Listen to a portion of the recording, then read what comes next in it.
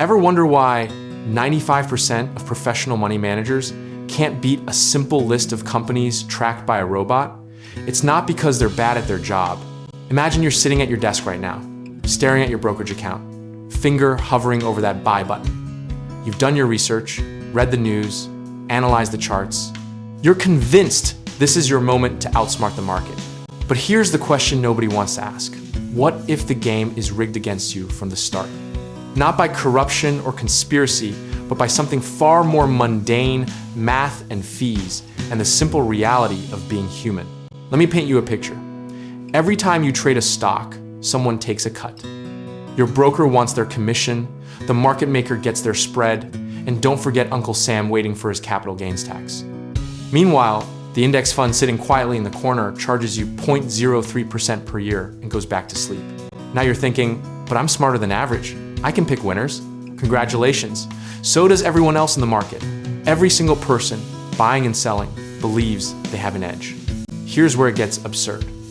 The market itself is essentially all those smart people fighting each other, which means the average return is just the market return minus costs. It's mathematically impossible for everyone to win, yet somehow everyone thinks they're the exception. Picture Warren Buffett in 2007 making $1 million bet. He wagered that a simple index fund would beat a collection of hedge funds run by the smartest minds on Wall Street. 10 years later, the index fund crushed them, returning 85%, while the hedge funds averaged just 22%. So what's really happening when you trade stocks? You're competing against algorithms that process information in microseconds, institutional investors with research teams of hundreds, and insiders who literally know things before you can possibly learn them. Sounds fair, right? The industry loves to sell you the dream. They show you the success stories, the overnight millionaires, the genius traders who turned $5,000 into millions. What they don't show you is the graveyard of destroyed portfolios belonging to people who thought they were special too. Here's the dirty secret that brokers won't mention in their commercials. Studies show that the average individual investor underperforms the market by about 1.5% to 3% annually. Not because they're stupid, but because they trade too much, buy high, sell low, and let emotions drive decisions. Meanwhile, the index fund just sits there, owning a slice of everything, rebalancing automatically, requiring zero effort from you. It's boring, unsexy, completely unworthy of dinner party conversation. It also works. Let's talk about time, because that's really what this is about. Every hour you spend researching stocks, watching CNBC, checking prices, that's time you're not spending on your actual career, your relationships, or literally anything else that might actually improve your life. The index fund requires approximately 15 minutes of your time per year. Set it up, make automatic contributions, check in once annually to rebalance if needed. Done. Now, go live your life. But maybe you're thinking about those tech stocks that went up 10,000%. Sure, they exist. Do you know what else exists? The hundreds of companies that went to zero that you never hear about because survivor bias is a hell of a drug. The mathematics are brutal but simple. If you want to beat the index fund consistently over 20 or 30 years, you need to be better than roughly 90% of professional investors.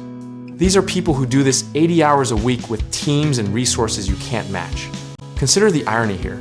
The more you trade, the more confident you feel, the more likely you are to underperform. It's like a casino where the house edge grows larger the more convinced you are that you've found the system.